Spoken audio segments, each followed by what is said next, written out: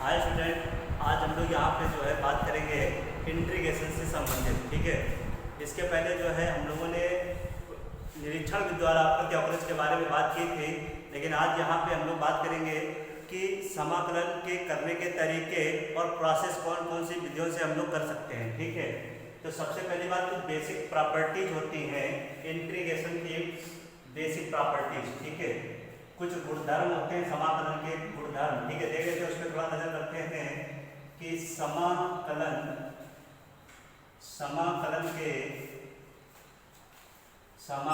के गुणधर्म कौन कौन से गुणधर्म होते हैं, उन पे हम लोग चर्चा करेंगे। ठीक है, तो यहाँ पे अगर देखा जाए कि समाकलन के गुणधर्म की अगर बात करें कि कोई हमारा फंक्शन अगर दे रखा है, ठीक है, अगर मान लेते हैं कि f1, ठीक है, या fx हो, ठीक है, प्लस यहाँ पे एक और हो gx हो, ठीक है, यहाँ पे dx, इसका इंटीग्रेशन अगर बोल दिया जाए, ठीक है, यदि x के सापेक्ष ये दो फंक्शन का इंटीग्रेशन अगर योग में बोल दिया जाए तो इसका मतलब क्या होगा कि हमको ये करना पड़ेगा क्या यहाँ पे कि सबसे पहली बात यह थी कि fx, पहले fx का इंटीग्रेशन करना पड़ेगा और प्लस लगा के gx का इंटीग्रेशन करना पड़ेगा। तो कहने का तात्पर्य क्या होगा कि हम लोग इंटीग्रेशन करेंगे सबसे पहले fx का, ठीक है, और किसके सापेक्ष होगा ये dx, मतलब x के सापेक्ष, प्लस अगर देखा जाए हम लोग यहाँ पे क्या बात करेंगे, ये बात करेंगे gx पे। ठीक है, ये बनेगा हमारे पास gx इसके सापेक्ष dx के सामने, और प्लस में c लगा देंगे। मतलब क्या हुआ कि यहाँ पे fx एक फंक्शन है, एक ये दूसरा फंक्शन है, ये प्लस में लगा हुआ है। तो प्लस का मतलब क्या हुआ कि हम लोग यहाँ पे सबसे पहले fx, पहले इस वाले फंक्शन का इंटीग्रेशन करेंगे, उसके बाद में gx इसका इंटीग्रेशन करेंगे, दोनों का इंटीग्रेशन करके फिर चीज़ों को लिखना पड़ेगा। ठीक है, अब यहाँ पे पहला ये हो गया।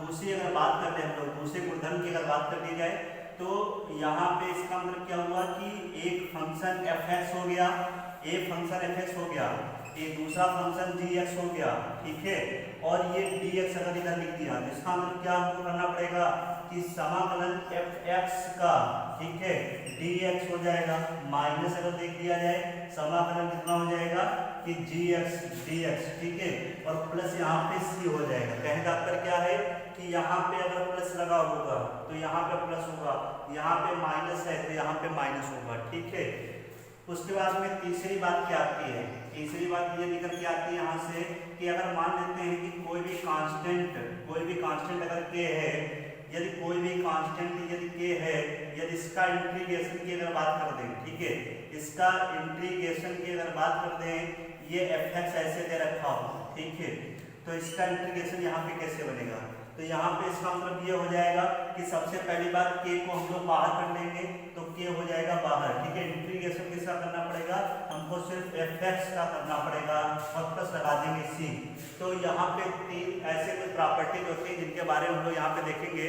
और बात क्या आती है निकल के कि ये सब चीजें आपको जानना अति आवश्यक है, इन्हीं के माध्यम से ही हम क्वेश्चन को बना पाएंगे। ठीक है, और बेसिक बात यह है कि आप इसके पहले जो फार्मूला बताए गए हैं ये सभी फार्मूले आपको याद भी होने चाहिए। ठीक है, एक सिंपल सी बात और समझ लेते हैं क्या कि सिंपल सी बात ये निकल के आती है, यदि यहाँ पे अगर देख लिया जाए कि कोई फंक्शन अगर ले लेते हैं वो भी कांस्टेंट के रूप में, ठीक है, कांस्टेंट के रूप में कोई भी फंक्शन ले लिया जाए, इसको अगर रफ कर देते हैं, ठीक है, ज़्यादा बेहतर रहेगा, इसको यदि रफ कर दिया जाए तो इसको रफ कर देते हैं।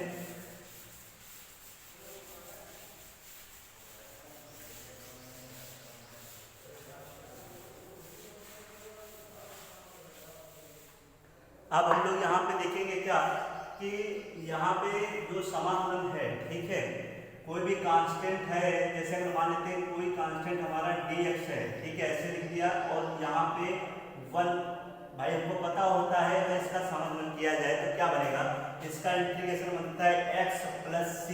ये बात सबको पता होनी चाहिए। यहाँ पे जो इंटीग्रेशन बनेगा ये बनेगा, ये x प्लस c होगा। इसका कारण क्या रहता है, इसको कारण के बारे में समझ लेते हैं। अगर हम लोग देखें कि कोई भी फंक्शन यहाँ पे है क्या कि ये हमारे पास दे रखा है कि dx है तो 1 × dx लिखा जा सकता है कि नहीं लिखा जा सकता है। जब 1 इंटू डी एक्स लिख देंगे तो हम एक बात और जानते हैं यहाँ से, क्या जानते हैं कि ये हमारा फंक्शन जो डिफरेंशिएट करना है वो यहाँ पे x का एक इक्वेशन नहीं है।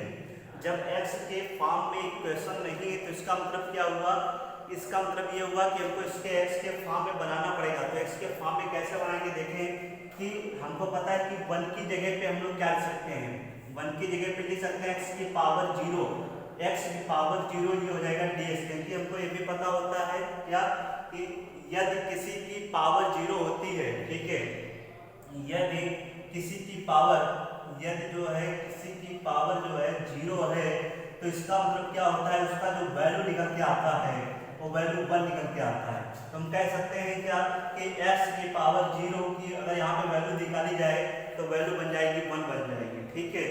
तो यहाँ पे 1 थे, 1 को हम लोग x पावर 0 लिखा जा सकता है। इसका मतलब क्या हुआ कि अब हमको लोगों को यहाँ पे इंटीग्रेशन करना पड़ेगा, ठीक है।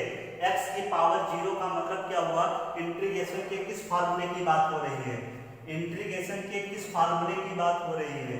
यहाँ पे इंटीग्रेशन अगर देखा जाए कि x की पावर n की बात हो रही है, ठीक है, x की पावर n की बात हो रही है तो इसका फार्मूला बनता क्या है, ठीक है। हमारे दिमाग में ये बैठना पड़ेगा कि इसका फार्मूला बनता क्या है।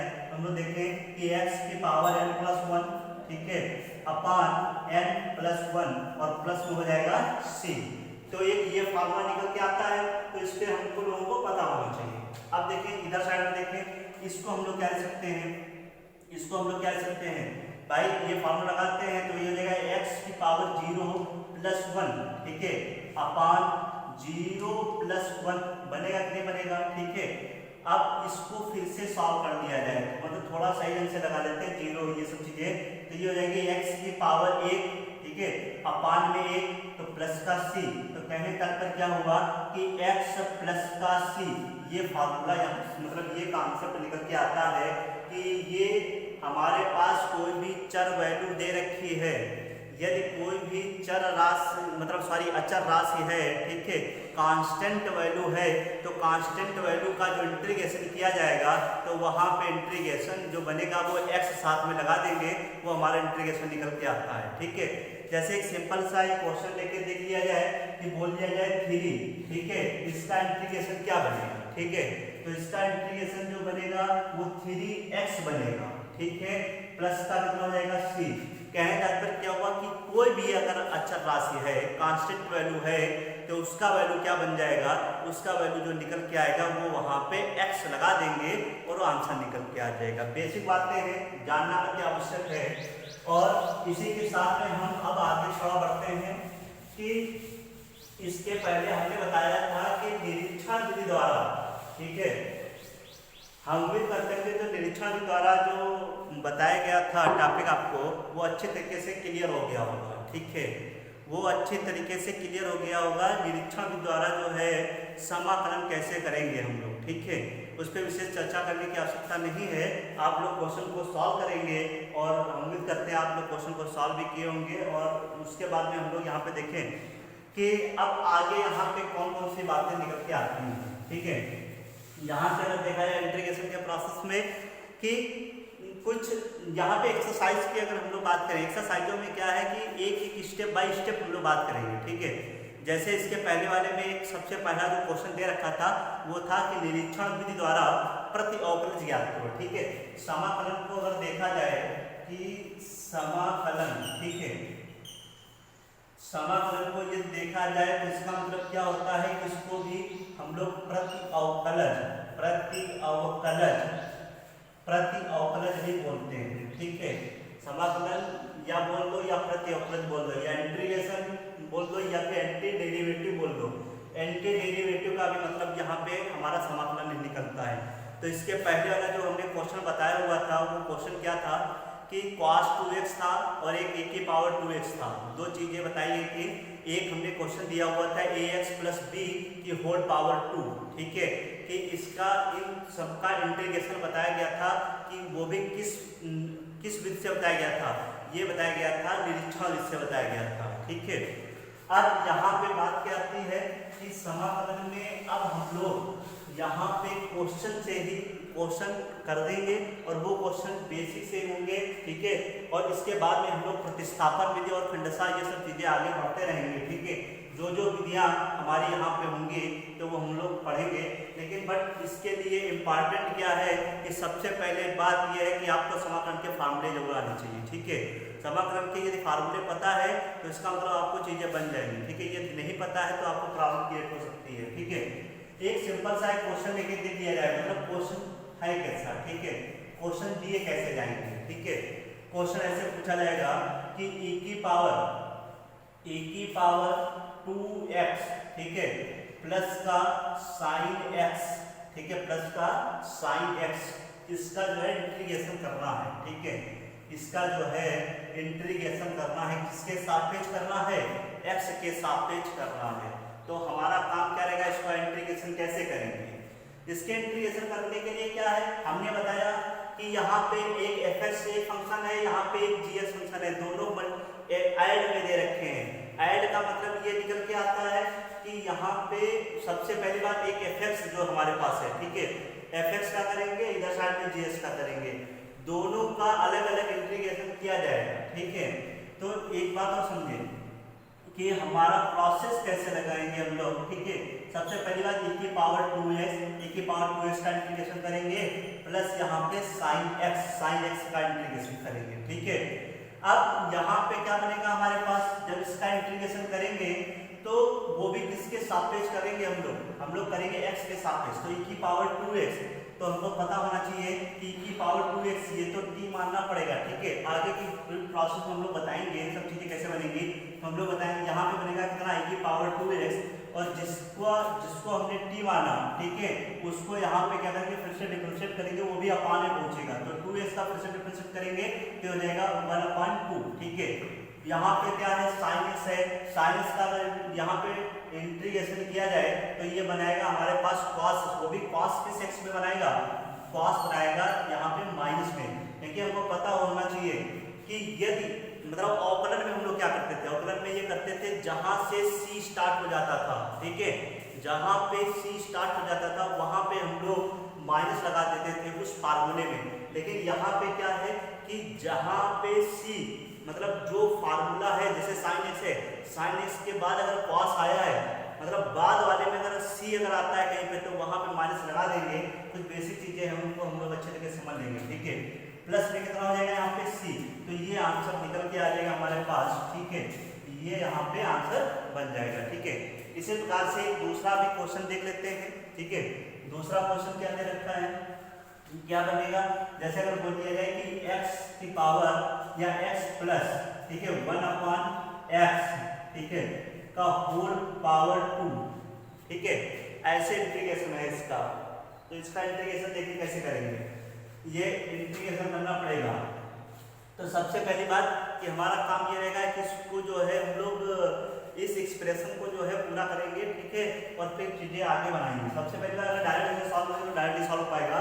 तो कहता था क्या है कि x प्लस 1/x की होल पावर 2 है, ठीक है, इसको हम लोग ओपन करेंगे। तो कैसे ओपन कैसे करेंगे, इसको अगर देखा जाए a प्लस b का होल स्क्वायर का फॉर्मूला लग रहा है, ठीक है, a प्लस b का होल स्क्वायर का फॉर्मूला लग रहा है। तो फॉर्मूला पता होना चाहिए a square plus b square plus का 2ab, ठीक है, ये फॉर्मूला यहाँ पे लगा देंगे। तो जब फॉर्मूला ये अप्लाई करेंगे तो हमको एक बात पता होती है क्या कि x square plus 1/x square plus का 2 into x प्लस 1/x, यहाँ पे 2 में है, ठीक है। अब देखेंगे क्या सिचुएशन बनेगी हमारे पास। सिचुएशन ये निकल के आ रही है कि x से x कैंसिल हो जाएगा, ठीक है। जब x से x कैंसिल हो जाएगा तो ये बनेगा कितना, x स्क्वायर प्लस का ये यहाँ पे हो जाएगा कितना 1/x स्क्वायर, ठीक है, और प्लस में कितना हो जाएगा 2 हो जाएगा, ठीक है। अभी इसको हमने लिखा हुआ है, ठीक है। अब इसके यहाँ पे हम लोग बात करेंगे इंटीग्रेशन से। कैसे इंटीग्रेशन से कैसे बात करेंगे कि यहाँ पे इंटीग्रेशन से हम लोग कैसे बात करते हैं, इंटीग्रेशन का साइन लगा देंगे, यहाँ पे भी इंटीग्रेशन का साइन लगा देंगे, ठीक है, यहाँ पे भी इंटीग्रेशन का साइन लगा देंगे, ठीक है। सिचुएशन अगर चाहे तो इसको थोड़ा और डील कर लेते हैं, थोड़ा आसान रहेगा डील करने के लिए। देखें कैसे बनेगा, ये बनेगा x स्क्वायर प्लस में इसको यदि ऊपर ले जाया जाए तो हम लोग कह सकते हैं x की पावर -2 लिखा जा सकता है, ठीक है, प्लस का समाकलन यहाँ पे 2 ऐसे लगा दिया, ठीक है। इसका मतलब फार्मूला यहाँ पे अप्लाई कौन सा होगा, फार्मूला अप्लाई होगा x की पावर n का इंटीग्रेशन, ठीक है। फार्मूला यहाँ पे अप्लाई होगा x की पावर n का इंटीग्रेशन, ये बनता है x की पावर n प्लस 1 अपान n प्लस 1 प्लस c, ठीक है। ये c क्या आ जाता है, c जो है इंटीग्रेशन कांस्टेंट रहता है, ठीक है। यहाँ पे अगर चीजों को देख लिया जाए तो चीज यहाँ पे क्या बनेगी, इसका मतलब क्या हुआ कि x की पावर 2 प्लस 1 बनेगा, ठीक है, अपान में 2 प्लस 1 बनेगा, ठीक है। इस फार्मूले से प्लस में अगर देख लिया जाए यहाँ पे बनेगा x पावर 2 माइनस मतलब प्लस 1 अपान माइनस का 2 प्लस 1, ठीक है। इसका मतलब क्या है कि यहाँ पे 2 है, ठीक है, इसको हम लोग क्या करेंगे, इसका मतलब क्या हुआ कि कांस्टेंट है, 2 सिर्फ कांस्टेंट है, तो यहाँ पे ये इंटीग्रेशन हो जाएगा इसका 2x, देखिए x यहाँ पे बार बार करने की आवश्यकता नहीं होती है कि हम एक बार x बराबर 0 करेंगे फिर करेंगे। अगर हम लोग ऐसे करेंगे तो अपना टाइम वेस्ट करेंगे और कुछ नहीं है, ठीक है। इसको अगर देख लिया जाए, इसको थोड़ा सॉल्व करते हैं, ठीक है। सॉल्व करने का तात्पर्य ये निकल के आता है यहाँ पे कि x की पावर, थोड़ा हम इधर लिख दे रहे हैं, इधर साइड में लिख दे रहे हैं, ठीक है। आप लोग इधर देखें समझ लेंगे कि x पावर यहाँ पे क्या बन जाएगा, x पावर 3 बनेगा, ठीक है, अपान में 3 बनेगा, प्लस में कितना बनेगा, प्लस में यहाँ पे अगर देखा जाए कि x की पावर माइनस का 1 बनेगा, ठीक है, और यहाँ पे हमारे पास वैल्यू निकलेगी माइनस का 1 निकलेगा, प्लस का 2x बनेगा और प्लस में c लगा देंगे, ठीक है। इंटीग्रेशन इसका हो गया, प्लस में c लगा दिया। एक बात और नजर में आती है कि ये यहाँ पे माइनस का 1 है, ये यहाँ पे सही नहीं है, तो इसको यहाँ पे मल्टीप्लाई करवा देंगे तो हो जाएगा x पावर 3/3 माइनस का ये हो जाएगा x बाई x पावर -1, ठीक है, और प्लस में कितना बनेगा 2x प्लस का c, यही आंसर आपका निकल के आ जाएगा। चाहे तो हम लोग कुछ और भी कर सकते हैं, क्या कर लेंगे कि ये x पावर -1 है, ठीक है, x पावर -1 है, इसको अपान में ला सकते हैं, ठीक है। वो अब आप पे डिपेंड है कि आप चीजों को कैसे और डिटेल कर पाएंगे, ठीक है। ये बात फिर से थोड़ा अंदाजा देख लेते हैं, ये x स्क्वायर था प्लस का 1 अपान x स्क्वायर प्लस का 2 into x into 1 अपान x, ऐसे कैंसिल हो गया, ये हो गया कितना x पावर 3 अपान 3, ठीक है। इधर का देखिए x पावर -2 था तो -2 प्लस 1 अपान -2 प्लस 1, ठीक है, और इधर कितना बनेगा x पावर -1 अपान में -1, यहाँ से तो सॉल्व करेंगे -1 x पावर -1 बनेगा क्योंकि ये वाला माइनस इधर ले लिए, और प्लस का कितना 2x ये इधर था, ठीक है, 2 का तो 2x हो जाएगा प्लस का c। इसको भी और भी लिखा जा सकता है, वो अकॉर्डिंग टू सिचुएशन तुम जो है इसको डील कर सकते हो, कैसे भी चीजें बनेंगी, ठीक है। तो अब इसके बाद में नेक्स्ट वीडियो में हम एक्सरसाइज के कुछ इंपॉर्टेंट क्वेश्चन के बारे में बात करेंगे, ठीक है। उसके बाद में एक्सरसाइज को आप लगाएं भी और सॉल्व भी करेंगे, ठीक है। और सब्सक्राइब, कमेंट और शेयर भी करें जिससे आपको सब चीज़ें भी पता चलें, ठीक है। और फिर सब चीज़ें आप पे डिपेंड करती हैं।